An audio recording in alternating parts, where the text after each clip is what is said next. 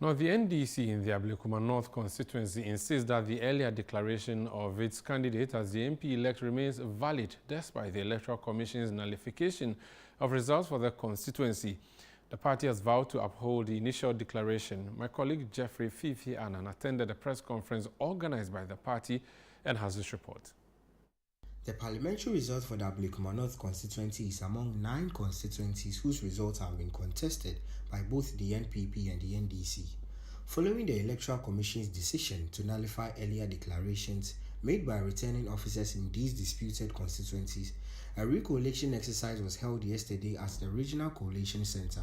Out of the 9 constituencies, 7 were declared in favor of the NPP. However, results for 2 constituencies, including Ablekuma North, remained undeclared. Here is a returning officer for Ablekuma North handing over the declaration process to the EC, citing the absence of a complete statement of polls. Now we have 62 outstanding polling stations. 25 of them NPP has tendered in. NDC must also bring their pin sheet for us to confirm those 25. If we are able to do those 25, we will be left with 37. As it stands now, we are left with the 62 polling stations not collated. I'm done. With no winner declared yesterday, the implication is that there is currently no MP elect for the Ablekuma North constituency. However, the NDC maintains that the EC cannot overturn its earlier declaration of their parliamentary candidate, Irabna Obin, as the MP elect after she was initially declared the winner weeks ago. The same entity that declared our honorable MP elect cannot come back. Now, how do you reprobate and approbate at the same time? It doesn't work. The reality is that I have declared you the MP elect, and that stands. The NDC's candidate, Irabna Obin, argues that the NPP should have contested the earlier declaration in court. If there's a declaration and a party isn't satisfied, the courts are open to them too.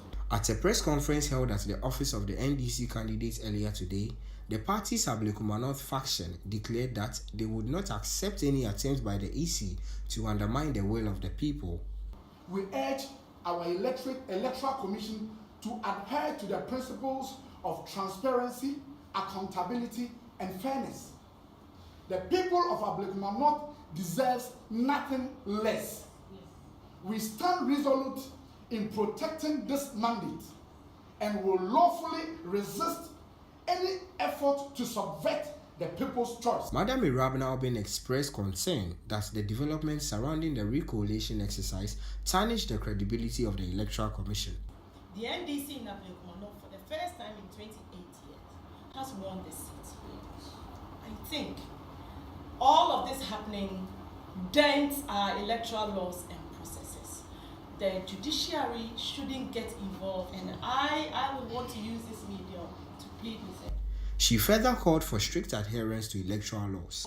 This whole process of recollating, recollation, redeclare, I don't know whether the NPP, aided by the chairperson of the EC, is trying to still run a double-track system in Parliament. I'm wondering if they are trying to run a double-track system in Parliament, but this will not work. So let us respect our own electoral laws. The earlier declared winner for the Ablekuma North parliamentary elections, Madam Irabna Obin and her team, have today stated that they would legally resist any attempt by the Electoral Commission to nullify earlier declarations made in favor of them. Now, this particular constituency, yesterday during the recollation at the Greater Accra Collation Center, could not have results declared because the returning officer did not have the full complement of the pin sheet. What it means legally is that as it stands, there is no MP elect because the EC says results have been nullified. However, the party here in Ablekuma North believe that they still have the MP elect for the Ablekuma North constituency, meaning the earlier declarations made by the EC naming Madam Irabna Obin as the MP elect stands, and they would legally resist any attempt by the EC to change their earlier declarations. For ChannelOne News, my name is Jeffrey Fifi Annan.